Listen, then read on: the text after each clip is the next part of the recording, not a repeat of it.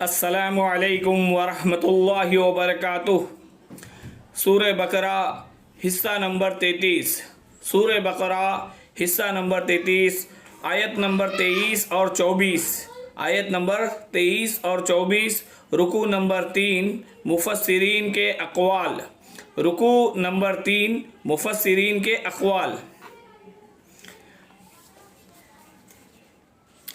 الحمدللہ پچھلے video number 32 میں، حصہ نمبر 32 میں ہم نے قرآن کے اسلوب کے بارے میں پڑھا تھا کہ قرآن کا اسلوب خطبے کی طرح ہوتا ہے، خطبات کا مجموعہ ہوتا ہے، اور خطبات میں کئی باتوں کا دھیان رکھا جاتا ہے، ان کے تعلق سے قرآن میں باتیں بھی آئی ہے، اس طرز سے قرآن میں باتیں بھی آئی ہے۔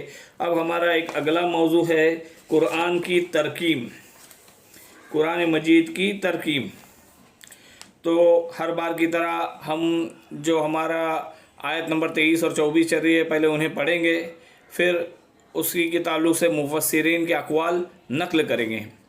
اعوذ باللہ من الشیطان الرجیم، بسم اللہ الرحمن الرحیم۔ وَإِن كُنتُمْ فِي رَيْبٍ مِّمَّا نَزَّلْنَا عَلَىٰ عَبْدِنَا فَأْتُوا بِسُورَةٍ مِّن مِّثْلِهِ وَادْعُوا شُهَدَاءَكُم مِّن دُونِ اللَّهِ إِن كُنتُمْ صَادِقِينَ فَإِن لَّمْ تَفْعَلُوا وَلَن تَفْعَلُوا فَاتَّقُوا النَّارَ الَّتِي وَقُودُهَا النَّاسُ وَالْحِجَارَةُ أُعِدَّتْ لِلْكَافِرِينَ۔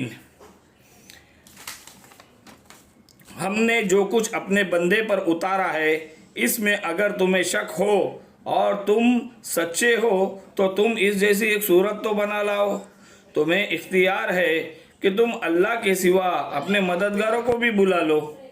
پس اگر تم نے نہ کیا اور تم ہرگز نہیں کر سکتے تو اس قرآن کو سچا مان کر اس آگ سے بچو جس کا ایندھن انسان اور پتھر ہے، جو کافروں کے لیے تیار کی گئی ہے۔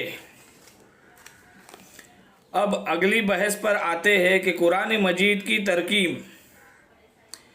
اگلا موضوع قرآن مجید کی ترکیب۔ قرآن مجید کی ترکیب یعنی کہ لکھنا، تحریر کرنا، تحریر اور تقسیم۔ پہلے سمجھ لے کہ قرآن کا جو کلام ہے، کلام مرکب ہے۔ پہلے سمجھ لے کہ کلام مرکب ہوتا ہے، یعنی کلمات سے کلمات، حروف سے حروف بنتے ہیں۔ یہ حروف ملتے ہیں تو لفظ بنتا ہے، اور لفظ محمل بھی ہوتا ہے، یعنی کہ لفظ با معنی بھی ہوتا ہے اور بے معنی بھی ہوتا ہے۔ جیسے کہ چائے اور شائے، تو چائے کے تو کچھ معنی ہے لیکن شائے کے کچھ معنی نہیں، اور جس کے معنی نہیں ہوتے وہ محمل کہلاتا ہے۔ تو لفظ محمل بھی ہوتا ہے لیکن کلمہ وہی کہلاتا ہے جو با معنی لفظ ہو۔ پھر ان کلمات کو جوڑا جاتا ہے، کوئی مرکب توصیفی بن گیا، یا مرکب اضافی بن گیا، مرکب جاری بن گیا۔ پھر ان مرکبات کو جوڑ کر فقرہ بنتا ہے، جملہ بنتا ہے، کلام مفید جس کو کہا جاتا ہے، جس کو کلام مفید کہا جاتا ہے۔ قرآن کی اصطلاحات میں جو خود اپنی ہے، قرآن کی اصطلاحات جو خود اپنی ہیں، دنیا کی کسی بھی دوسری اصطلاحات پر قرآن کو قیاس نہیں کیا جا سکتا۔ یہ بات غور سے سمجھے کہ قرآن کی اصطلاحات خود اپنی ہے، دنیا کی کسی بھی دوسری اصطلاحات پر قرآن کو قیاس نہیں کیا جا سکتا۔ قرآن میں آیات کے حروف ایک دوسرے سے مشابہ ہوتے ہیں، جن سے پھر صوتی آہنگ یعنی کہ ایک آواز والا نغمہ پیدا ہوتا ہے۔ قرآن میں آیات کے حروف ایک دوسرے سے مشابہ ہوتے ہیں، جن سے پھر صوتی آہنگ یعنی کہ ایک آواز والا نغمہ پیدا ہوتا ہے، جیسے کہ الرحمن علم القرآن خلق الانسان علمہ البیان۔ اس طرح ایک آواز والا نغمہ صوتی آہنگ ہوتے ہیں۔ پہلے بات یہ نوٹ کر لیجئے کہ قرآن مجید کی اکائی ہے آیت، قرآن مجید کی اکائی ہے آیت۔ اسے نہ ہم جملہ کہہ سکتے ہیں، نہ فقرہ کہہ سکتے ہیں۔ جیسے انگریزی میں ورس، نمبر وغیرہ فلا فلا کہا جاتا ہے، جیسے انگریزی میں ورس، نمبر، فلا کہا جاتا ہے، بالکل غلط ہے۔ قرآن کی آیت ہی کہا جائے گا، لغوی معنی نشانی ہے، لغوی معنی نشانی ہے۔ قرآن کی ہر آیت اللہ کے علم و حکمت کی نشانیاں ہے، قرآن کی ہر آیت اللہ کے علم و حکمت کی نشانیاں ہے۔ اب یہاں پر قرآن کی آیتیں بھی نوٹ کر لیجئے، صرف حروف پر بھی مشتمل ہے، جیسے الف لام میم، یہ حروف ایک آیت بن گئی، اور مرکبات ناقص پر بھی مشتمل ہے، جیسے والعصر، قسم ہے زمانے کی، یہ مرکب جاری ہے، یہ بھی ایک آیت ہو گئی۔ پورے جملے پر بھی مشتمل ہے، ان الانسان لفی خسر، بے شک انسان خسارے میں ہے، یہ بھی ایک آیت ہو گئی، اور 10 جملوں پر بھی مشتمل ہے، جیسے کہ آیت الکرسی میں 10 جملے موجود ہے۔ تو نوٹ کر لیجئے، یہ چیز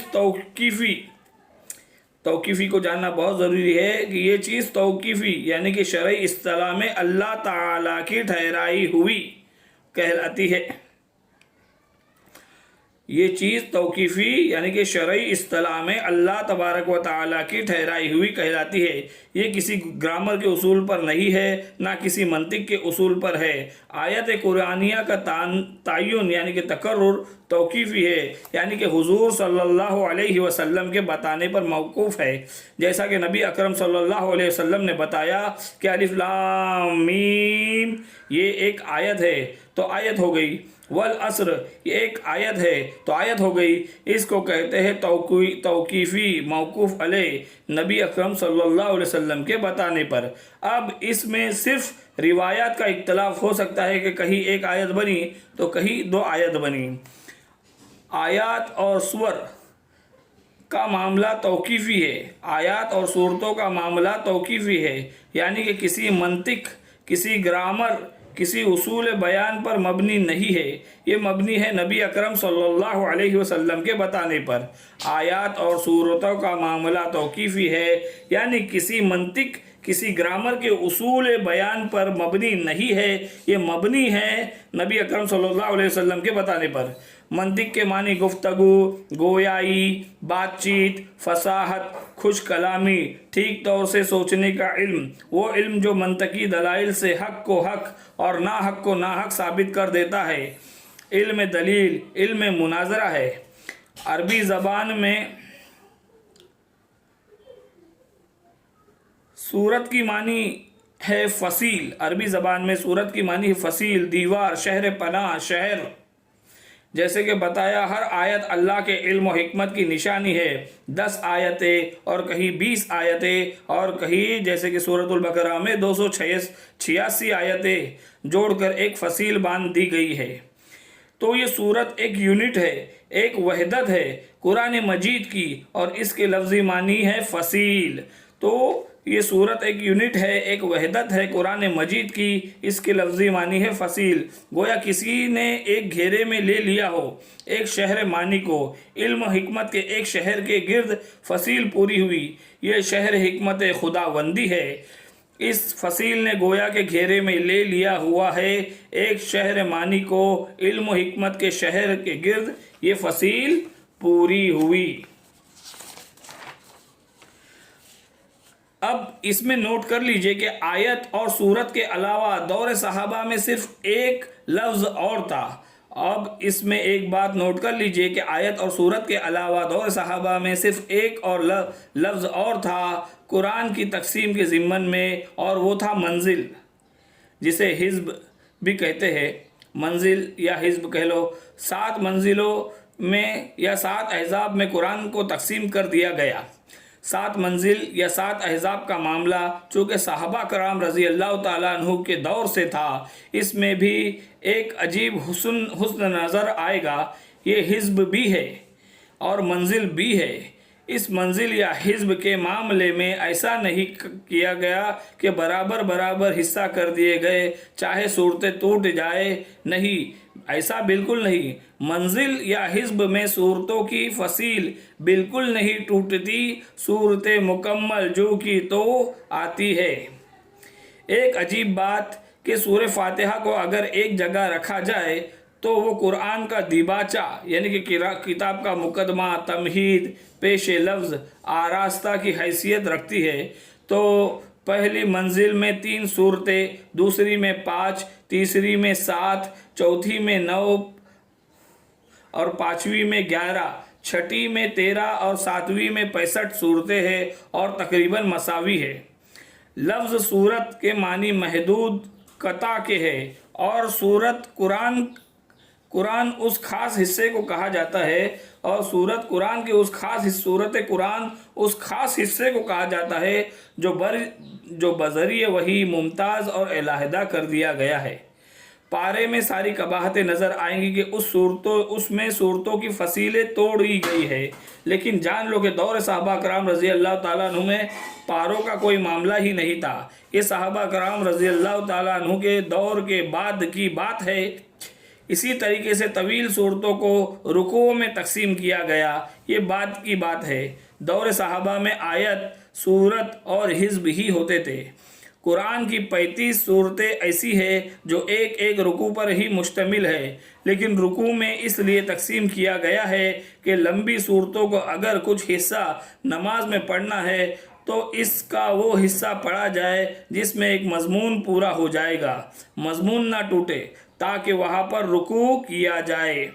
जहाँ पर एक मजमून एक एतबार से पूरा हो जाए, मजमून खूबसूरत रहे और उसका सिलसिला बरकरार रहे। ये तकसीम इस्लामी तारीख़ के बहुत ही बदनाम शख्सियत हज्जाज बिन यूसुफ ने कराई है या उसके दौर में कराई गई है। बहरहाल इसी की तरफ मनसूख है और गौर करने पर मालूम होता है कि ये बात माननी पड़ती है कि बड़े गहरे गौर व फिक्र से तकसीम की गई है और ये चीज़ें तौक़ीफ़ी नहीं है, क्योंकि ये नबी अकरम सल्लल्लाहु अलैहि वसल्लम की बताई हुई नहीं है। रुकू में मजमून को पेश नज़र रखा गया है और पारे में मजमून को पेश नज़र नहीं रखा गया है।